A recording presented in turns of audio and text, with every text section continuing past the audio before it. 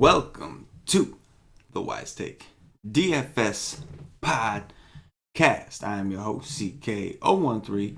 You can find me on Twitter at CK_013.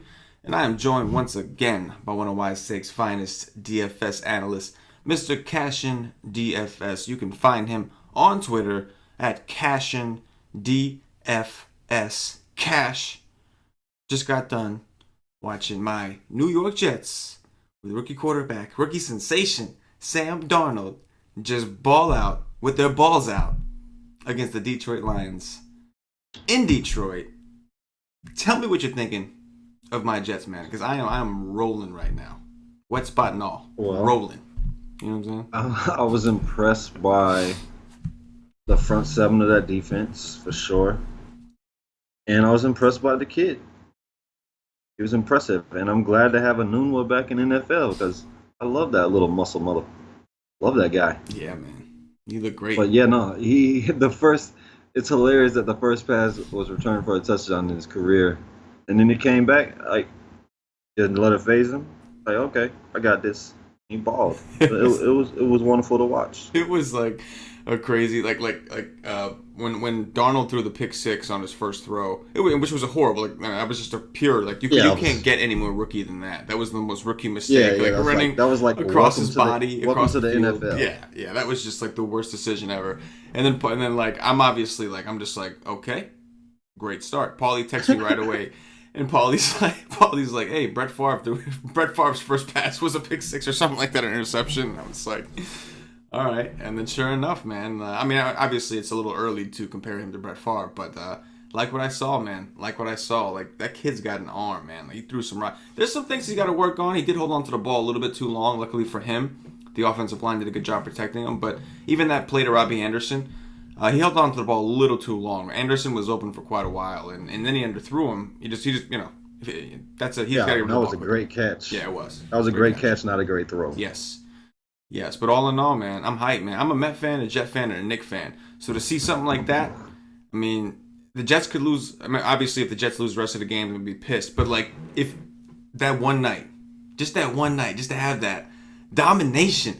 I think the Jets always have a reputation of having somewhat of a good defense. Then that was the first time they scored a touchdown in 3 years or some shit like that. It was just like everything was just clicking. I'm not gonna overreact to week one, though. I'm trying to be a humble Jet fan about it. Not tonight, but I will be going forward. Tonight I'm celebrating, and then I'm wearing the Jets hat because of you. You asked me what a Jet hat was. So I'm like, you know what, man? You know what? You're right. Where is the Jet hat? Look at the Jet hat, man. So appreciate that. Right. But anyways, as far as baseball goes, a lot of people got screwed with that Washington-Philly game.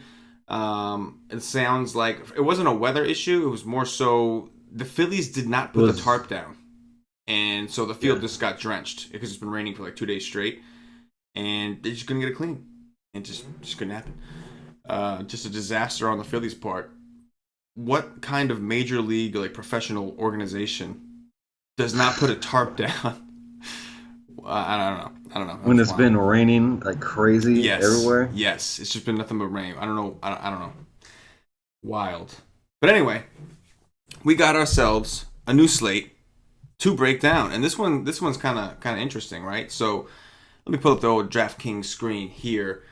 Looking at the DraftKings pricing, we have Chris Sale, who's listed at 13.6. And initially, you're super excited. Chris Sale's back against Toronto. Let's eat. Then you open up this little note here, and you read that it says Chris Sale will serve as Boston's opener against Toronto on Tuesday, but he will be limited to 2 innings or 40 pitches. 13.6. I guess DraftKings didn't get the memo. If you want a 0.1% on sale, tomorrow is the day. Yeah. You want to get a 0.1% sale with a 15-point ceiling or 20-point ceiling. He could probably get 20 points, honestly. Into 40 pitches, he could get 20 points. Obviously, that's not good enough at 13.6, but you're definitely right. You'll get him low owned. That's for damn sure. So he's kind of knocked out of the equation. Now what comes into play is how many people don't know this and, forget about pitching him, but, don't take the Blue Jay bats in Boston, which is a solid park, because they think Chris Sale is going to be pitching. We'll get into that conversation later. In the meantime, Jacob Degrom, he's on, this is got to be his 30th day of rest. after all the rain delays. He's been rain delayed, pushed back twice. So in all seriousness, let's see the last time he's actually pitched. The third. So this is the 8th day he'll be pitching on. So to say he's well rested would be an understatement. I mean, not that he didn't. He probably needed it. If you look at his game logs, 100 pitches, 114, 108, 108, 109, 109. So probably needed it. Cash game. Almost every game is over 100. Yes. Cash game, just kind of lock him in, right? Would you agree with that? It's a good choice. Yeah. It's either him or then you got Degrom, Fulte, and Fires as like your main like cash plays for SP1s. Yeah, but I don't like Fires in that park. I like Fires at home. Yeah, I agree. Would you play Fires in tournaments? Like, would you consider him if you felt he was going to be low home? Yeah, because it's Baltimore, but I still was want him at home. Yeah. No, absolutely. Having him in Oakland or having him in the exact opposite park of Baltimore. Yeah. Totally get that one. So, okay, so DeGrom's the cash game guy. What are your thoughts on Fulte? I mean, he's a great option. I mean, these guys are striking out like crazy. You get over $2,000 savings. Mm-hmm. It's a better park. Both are great parks. It's a better matchup for him. I mean, Miami's a good matchup, but San Francisco's even better right now. Like, they're striking out over 30% over the last week. They aren't walking at all. They can't. There's no power anywhere. They're just terrible. They might be worse than the Detroit Tigers right now. Wow. So yeah, he's definitely in play. I mean, you see what Newcomb did. Newcomb's been struggling. Yes, he did. Fulte's much better pitcher. And he's had two tough opponents. Like, he played the Cubs and the Red Sox. He's had two tough opponents. So like, compared to those guys, this has got to be like Cupcake City. Yeah, no doubt. See, the problem. Oh, yeah, he's a good option too. The problem we're going to run into on this slate is like, yeah, these guys are great up top, but there's not going to be a ton of people to pair them with at the bottom. So, like, you're going to have to go, like, value bats if you want to make that work. And, like, there's one guy we'll talk about. I think we both briefly talked about him earlier. But even with him, there's some drawbacks, some things we have to discuss. So, in cash games, I'm going to try my best to squeeze in Degrom. And I consider Fulte to be a nice little tournament pivot. But we still have, like, we have Coors. We've got Oakland going into Baltimore. We've got Boston against Baruki at home in Boston. We've got some interesting spots, to say the least. We do have some interesting spots. We got Sonny Gray against the Twins bullpen. I mean, we got the Yankees against the Twins bullpen. And, of course, we have the D-backs against Senzatella, Greinke, and Coors. There's a lot of different things to discuss. So let's keep rolling. So we talked about basically Degrom, Fulte, and Fires. We kind of touched on them. Fires, feeling him out for ownership, right? Like, if we get the feeling he's going to be low owned, then he's worth a shot in tournaments. He has done well against Baltimore in the past. But obviously, you can't play him in cash. It's just too risky. Not when you have Degrom and Fulte both sitting above him with much better parks. Now we come down here under Fires. We got Joe Musgrove, who was doing awful until his last game. His last game, he finally had a good game. And it was a really good one against Cincinnati. 8K, 6 1/3. 27 DraftKings points at 7K. Now, all of a sudden, he's 9-1 against one of the hottest teams in baseball in St. Louis. We got Tyler Glass now at home against Cleveland. He's 8-7, coming off a horrendous start against Toronto. But before that, he did play these Cleveland guys, and he actually did really well. And that was in Cleveland, which was super impressive. And then right under him, we've got Shane Bieber against Tampa. I don't know what happened to Kluber. I'm assuming he got hurt, but they lit his ass up, and then he went like 2 innings, got pulled, and we never saw him again. Bieber has been pitching better. Don't know if he's been pitching good enough for this price tag in Tampa against a team that has been really hot, especially at home. And then it's like Quintana at home against Milwaukee. He's got some wind blowing in, but Milwaukee's got some lefty mashers, although they didn't do much against Leicester. And then you got Greinke at 8K finally, rounding out this, like, you know, weird, like, upper mid-range. Greinke at Colorado against the Rockies and Coors. Of those guys, anyone stand out to you that, like, you want to play? Anyone stand out that you want to pick on? What are you thinking? I mean, Musgrove, like, he hasn't been great as far as results, but the pitches are there. Like, his pitches are still really good. it finally came through last game. Like he did just play St. Louis. He struck out 7, but gave up a couple home runs, 5 runs, and he only finished with a 12. I mean, you could. There's warts on all these guys. He's facing a hot offense. He's 9-1. I don't necessarily like that price. When I played him 2 times in a row, he's been 7. So I don't like that. Glass now just got absolutely got it pushed in his last start. Like he was terrible. He actually made me pay he made me play FanDuel for the first time in months because he was so cheap. That did not work out well. So he did a good part, but I don't know. I don't know about that. Yeah, I like his stuff though. He definitely has good stuff. Beiber, I don't like messing with Tampa at home. You saw what they just did today.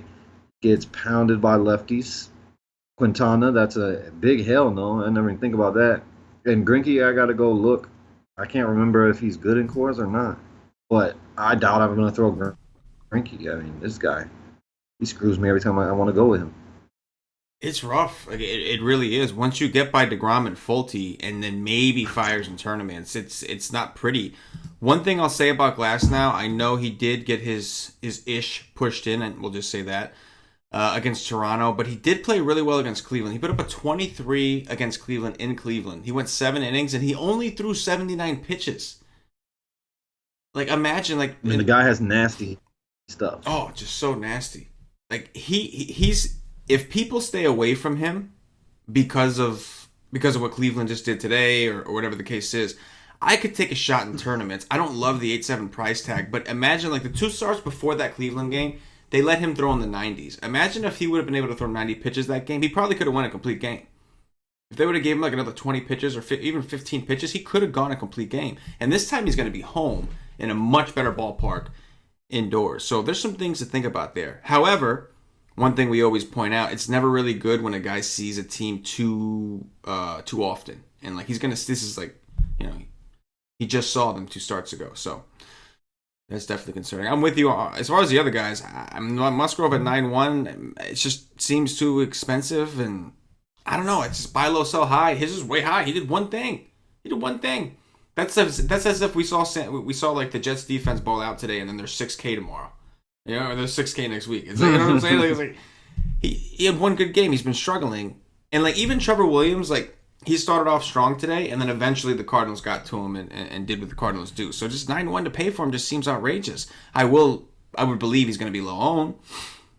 Beiber, you mentioned, I completely agree. Like I'm not trying to mess with, I'm not trying to mess with that. I'm not trying to mess with Tampa. Just not at home. Ugh, Quintana. Ugh, I don't want to do that. No way. I don't want to do that. No.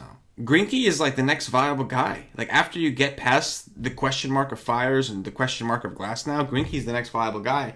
And even Greinke, like the Braves just lit his ass up.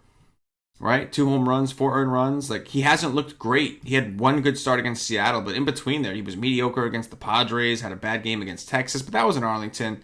Mediocre against Philly. He's just been mediocre. And now he's going to go to Coors, like a worse environment. And man, this is just like, oof. I mean, I will say that he absolutely dominated them his last start, but that was at home. Yes, that was. And he is a much better. I normally only want to pitch Greinke when he's at home. Yeah. He put up like he destroyed them. Yes, with 13 Ks, 8 innings, some shit like that, just absolutely annihilated them. Meanwhile, the start before that was back in June 8th. That was in Coors, and he put up a 14. So definitely like the tale of 2 sides. The tale of 2 splits, right? Any of these guys you think you would like prefer to pick on, like maybe like a Beiber? Would you be cool with the Rays against Beiber, or would you even be cool with St. Louis against Musgrove? I love Musgrove so much that I probably won't do that. Yeah. I mean, you always could play Cleveland against any pitcher, but I didn't play him today, so why would I play him with a guy I respect? So that's a no. Right. I really don't want none of these teams except Milwaukee and maybe Tampa for low ownership and value. And G-Man Choi is is the man. He is the man. I could definitely do that. There's no With his question. walk off today. There's no question. He is the man. I was thinking the same thing. Of all these teams, Tampa definitely the most attractive. They're just really hot right now. They played well at home all year. One of the highest WRC pluses at home. They got a lot of lefties they can throw at Beiber. You know who's been really hot? I mean, I think the last 2 days he hasn't done much, but Kiermaier, man. That dude's been on a tear. That dude has been mashing. I know. I wanted to play him today. He was freaking almost min price on FanDuel. I was going to lock him in with ease, and he went in the lineup. Yeah. Yeah, some bullshit. Quintana did just face Milwaukee, so it'll be 2 times in a row facing him. Yeah, that's a good point. And I think he's faced him already like 4 times this year. Previously to that, that's a good point. And the winds are blowing from right to left, so that's actually, I would think that's more favorable to right-handed hitters. You say you hit the ball to dead center, it might push it a little bit more towards a smaller portion of the field. You know what I'm saying? Yeah. So that's a good point. We could definitely attack Quintana. Let's drop underneath. We've got Barria is listed here, but I don't believe he's pitching. No, but didn't Barria pitch today? I thought he just. Yeah. I was going to ask you, did he get scratched or?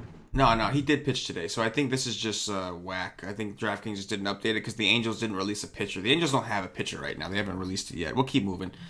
So we got Sonny Gray at 7.8. He's on the road against Minnesota. We've got Miles Mikolas on the other side of that Musgrove game hosting the Pirates at 7-6. Jules Chassin, who did dominate these Cubs a couple starts ago. No, it was longer than that. But in Chicago, he did dominate them. He didn't do so hot against them recently at home, but in Chicago, he did. Jose Urena at 7-1. And then we'll go as far as, we'll throw in Suarez in the mix here. He's 6-9 at home against Atlanta. What are you thinking of this range here? Sonny Gray through Suarez. Again, I could point out warts on all these guys. Yep. I actually used Justine that day. Like, I think I've pitched him maybe 3 times all year, which is a mistake because he's been really good for the most part. But I know that was one of them. Maybe that's the only time I pitched him all year. But I don't know. I don't really want to pick on the Cubs right now. They're at home. I mean, he's probably the best option. Didn't you only go down to him, right? Yeah, I stopped at Suarez. Oh, no, you went all the way down to Suarez. Yeah. Oh, well, Urena is okay. He's not at home, but he does get a huge park. I like Sonny Gray for tournaments because everybody hates Sonny Gray. But, I mean, he can be good. Like I loved him against Baltimore. He almost put up a 30. He can be good. He does have strikeout stuff if he's on. If he's not on, he will get lit up. And Suarez, I never pitch. He will never make my roster. Yeah, no, I'm with you on Suarez. But he is at home in a good park, though. He is, and Atlanta. Like, if you are going to take a pitcher against Atlanta, in my opinion, it should be a lefty. At least you got like a lot of the better hitters are left-handed. Outside of Acuna, the GOAT. Yeah, but they've been so good against lefties for most of this season. They have from a WRC plus perspective, but when they have like struck out a lot, it's been to guys like Corbin. I'm not comparing Suarez to Corbin by any means, but it's been like the lefties have been the ones that have been able to get like higher upside games against him. But again, Suarez is that kind of pitcher. Like you really need a high strikeout guy to take against the Braves. Suarez is just not that. I think Urena is probably the best option here. You know, it seems weird to pay 7-1 for Urena, and the Mets have been kind of hot. But if you look at his game logs, man, like 29 against Philly, 30 against Washington, like it's impressive. I mean, like his bad games. I mean, it's gonna be good or bad. Yeah, the last time he played the Mets was on my birthday, August 10th, and he got a 4.6. The Mets put up 4 earned runs against him. But again, like you said, he's just good or bad. He's inconsistent. That's just what he is. You really don't know what you're going to get from him. Does get a lot of ground balls. I mean, it really depends on the lineup too, because he's way better against righties than lefties. Yes, that is true. And the Mets can throw a lot of lefties. They can, and Conforto specifically has been pretty hot. Nemo, we know, is having a great season. So there's some warning signs. I'm with you on Gray. There's some drawbacks. So number one, we know Sonny Gray's got some pretty severe home and road splits this year, right? Like he's been awful at home, but really good on the road. Mm-hmm. problem with Sonny Gray is since they've used him out of the bullpen, even in his spot starts, they're not really letting him pitch very much. Like, Yeah, he probably ain't gonna get past 80. right, Probably. right, and that's a little bit of a concern at 7-8. However, if we feel like the pitching, like if we feel like the pitching is really that scarce, then maybe we can give it a shot. Minnesota is pretty bad right now. I hate to say this, man, but I'm looking at Chacin. Like, it's as messed up as that is. Like, I know he didn't do well against them last time. That was in Milwaukee. Like, he's going to get a better ballpark this time. Last time he was in Chicago was August 14th. He had 10 Ks against these guys. Isn't that wild? 10 Ks, 36.8. Oh, believe me. Believe me, I know, because he was on my lineup and he was low owned and it was a tiny slate. It was a day game. Oh, so crazy. It's just weird. It's like these pitchers aren't guys that I necessarily want to roster, but at the same time, there's really not a ton of guys I want to attack. Like Mikolas has been like horrible. I'm surprised he's still 7.6. He's been awful. 7.8 against Washington, 11.9 against Pittsburgh, 1.3 that was in cores. Like, but he's just been bad. There's just no way I could go to him. I know. I mean, Chacin has the most upside of this group. Yeah, I would agree with that. At least he's got a slider that you can kind of, accept. But Sonny Gray is attractive. If we felt like if I knew he was gonna get like 90 to 100 pitches, I would probably be down with Sonny Gray at this. It's just the pitch count scares me. The last time he started was the second. I believe so, right? Yeah, it is the second. And he came out of the bullpen, right? Did he even start that game?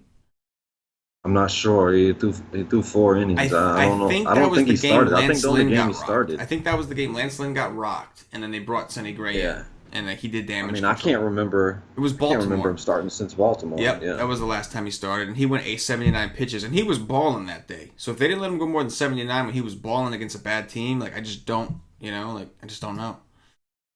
Yeah. All right, let's keep looking. We've got Jake Arrieta hosting Washington. We'll see. I'm not sure which. It's a doubleheader, so we're not sure who's going to pitch what game. But Arrieta's technically the one listed here, so we'll have to see about that. Then we got Dylan Covey at 5'9". He's taking the place of Michael Kopech. What a shame. What a damn shame. We've got Alex Cobb at home against Oakland. Oh, Brad Keller at home against the White Sox. And then we have, probably one of the more interesting, cheaper options. Marco Gonzalez at home against the Padres. He's 5'4". He hasn't pitched in almost 3 weeks. He's had a neck injury.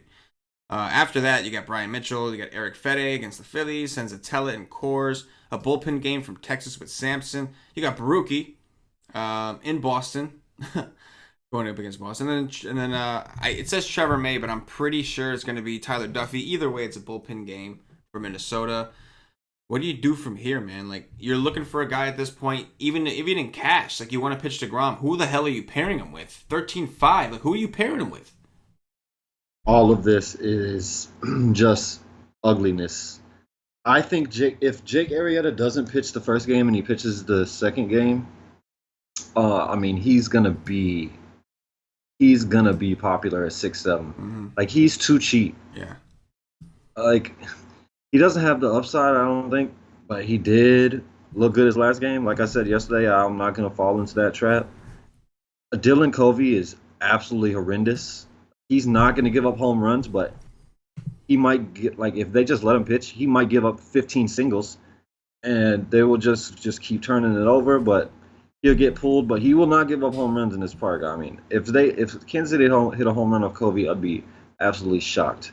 But the guy is not very good.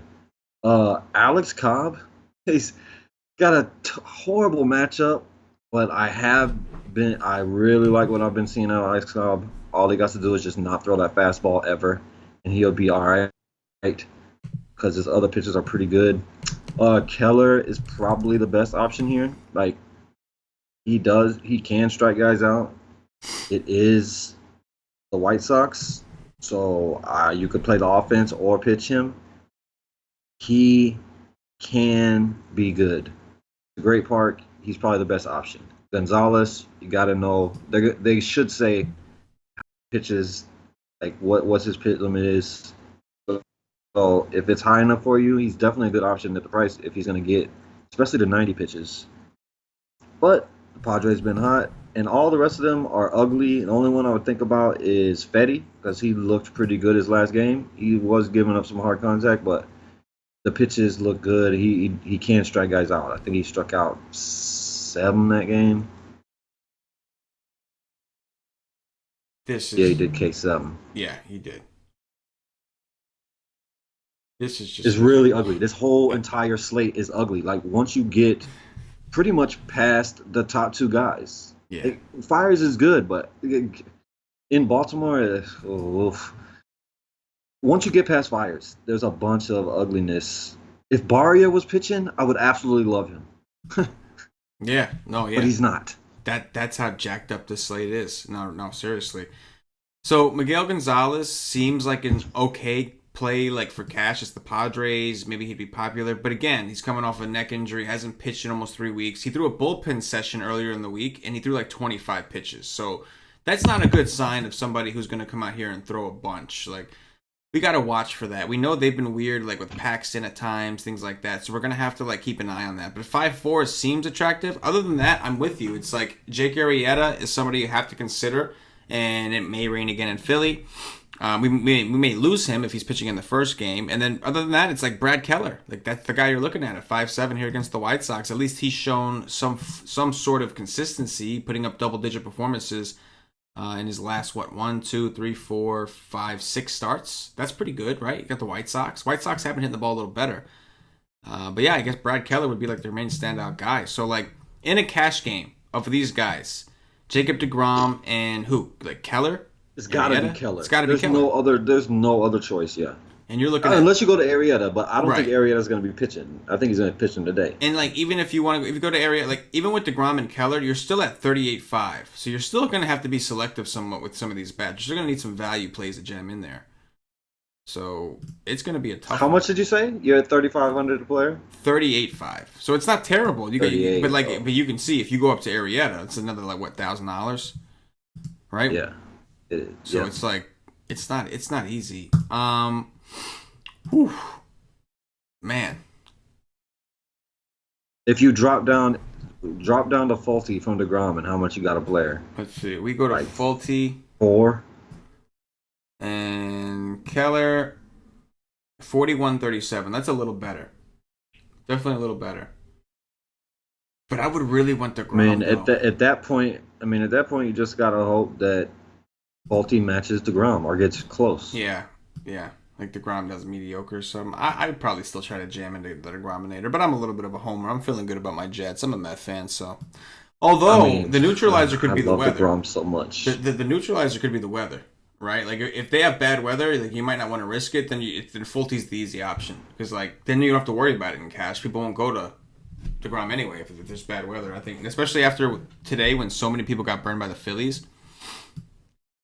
Man, I just wish that the Reds weren't starting their game at 6:40 these days because both of these games actually, because I would be all over Ryu. I love that guy to death, and I would be on this kid Framber as well against Detroit. Like, man, I need those 2 pitchers on this slate. Yeah. There's like 13 games on this slate, and we still can't find people that would like love to pitch. I guess let's do some top 3s at this point. Who are your top 3? Good luck. Who are your top 3 pitchers tomorrow? It's got to be DeGrom and Faulty. You're gonna have to pick between one of them, right? But like those are the best 2. I mean, I don't know, man. I want DeGrom, but I'll say that I'll take the savings on Faulty and pray. And then I got Keller, and then it's probably Cobb, which is craziness because Oakland could just absolutely destroy him. Yeah. It's going to be really hard for me not to love Oakland tomorrow. But I've been homering for Oakland like all year. I just love their bats. I would probably say DeGrom for me as well. Number 1, clear cut. I'm not going to use Faulty in my top 3s, but obviously if DeGrom's out of the equation, Faulty's replacing him, of course. But I'm going to go DeGrom. I'm going to take a shot with Glass now as a number 2. And as much as I want to say Marco Gonzalez, I have to go with Brad Keller. Unless I hear that Gonzalez isn't on a restriction, I have to go with Brad Keller. Also, this is going to be rough. And Keller should be chalk. He's the only guy down there. Yeah, I mean, Oh yeah, he's gonna be uber chalk. wow. This is a crazy world we live in right now. Crazy slate. 13 games. We can't find pitchers that we actually like. I guess I can make a case for Chacin again, but even that, like, I mean, to hope he can do it twice in 1 year, put up a 38, it's a stretch. It's a fucking stretch. Well, I mean, you don't need 38, but No, you don't. on this You don't. slate, trust me. Like, Yeah, on this you're slate, not gonna win. if he gets you a I mean, 15, you might be. yeah. Like, I don't think you're gonna be winning with pitching here because I expect some chalkiness. Yeah. I mean, you're gonna win with pitching if you pitch Glassnow or Musgrove or Quintana or somebody that's gonna be pretty low on that goes off. Right.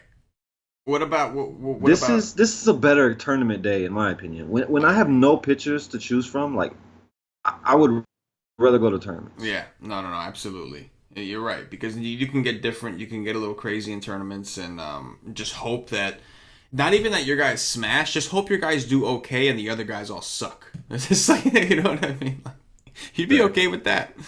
What about pitchers to pick on? Who are the stacks you're looking? Who are the guys looking to stack against? Brian Mitchell. Yeah. Like, I still have zero respect for that. He's oh man, he is terrible in my opinion. Yeah. I mean, of course you could say Arizona and Coors, but I mean that's easy. Boston's going to be very popular against Baruki. I mean, I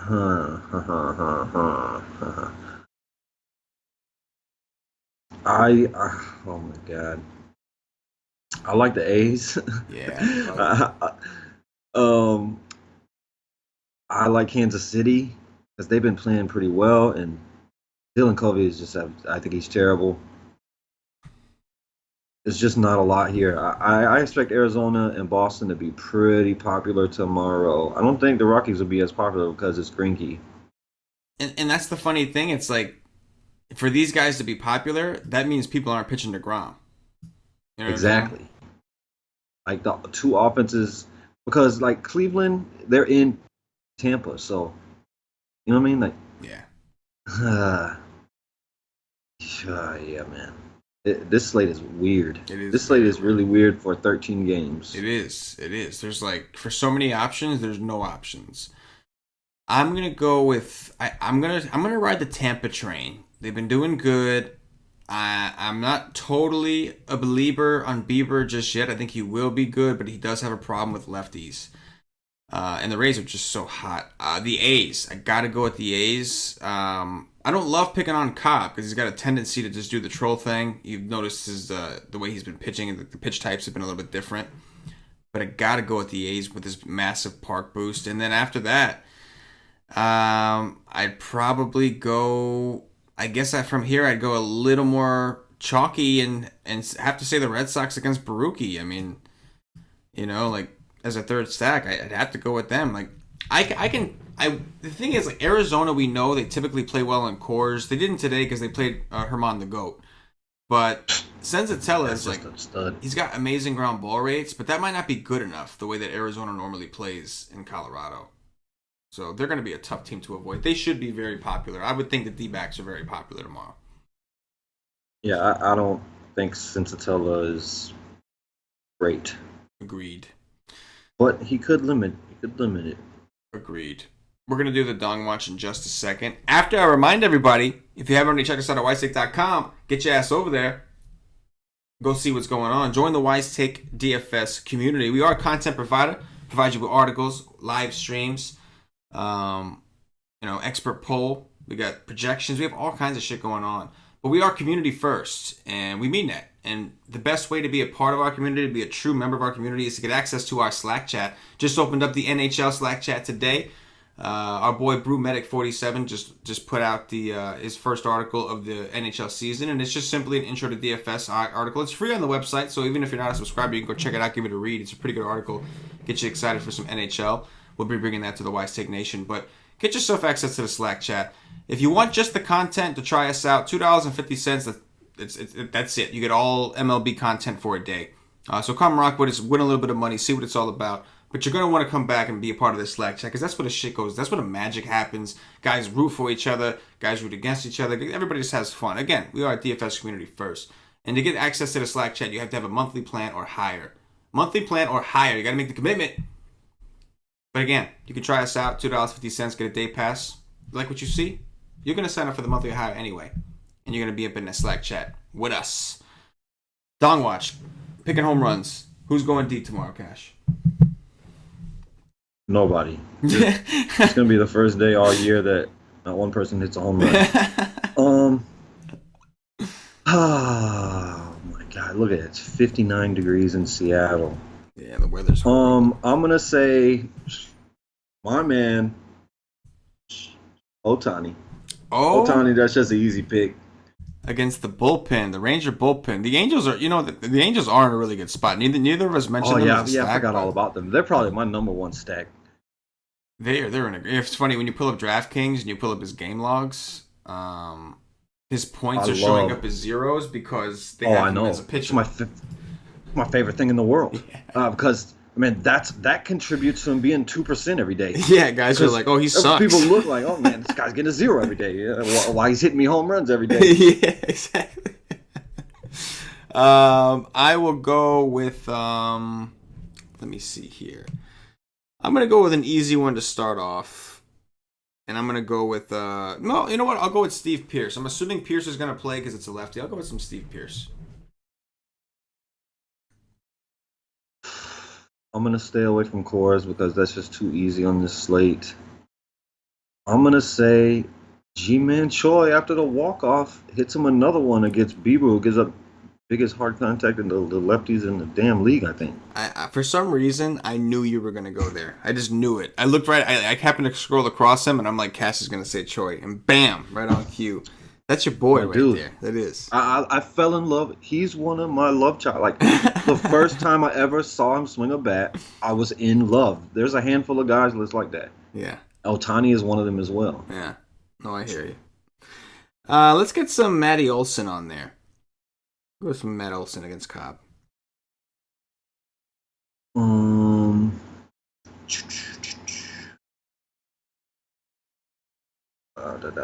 Michael Conforto. Michael Conforto. Oh, I like that. Ash likes that. Let's go with some. Oh man, it really is fucking ugly. Yep, just dropped the F-bomb. Yes, I did. I did it. I done did it. Oh my God, I can't even pick another guy. I guess I'll go with oh man, I'm gonna stick with the A's here, and I'm gonna go with. I'm not gonna say Crush Davis, even though I think he's hitting one. I'll go with Matt Chapman at 4.9, third baseman. That's what I thought he was gonna say Olsen. I did say Olsen already. He was my first pick. Oh, it was. Okay. So you were right. I did. And that is gonna do it for the Wise Take DFS podcast. If you're watching on YouTube, please click that thumbs up, that like button, subscribe to the channel. If you're watching on Facebook, give us a like and a share to support the Wise Take Nation. If you're listening to us on Podbean or iTunes, give us some 5-star reviews, help us up those charts. If you're watching us on Twitch or Twitter, give us a follow, give us a retweet. All these things really help us out. Showing love to the nation, supports the nation, whatever platform it is you're watching. If you're a fan of the show and want us to continue, you got to show the respective love, show some respect, and give us what we deserve. And that's the thumbs up, the likes, the retweets, all that good shit. And we will keep bringing you these DFS fire goodness shows. Cash, anything to close before we get up out of here? Be careful. This slate is not something you want to be putting a lot of money into, because I think I'm going to try to get a little freaky tomorrow, and I don't know if it's going to go very well. Getting freaky on a Tuesday doesn't sound as natural, but I understand it. You got to go with the slate. For CashinDFS, for myself, the entire White Steak Nation, as always, good luck. Yeah.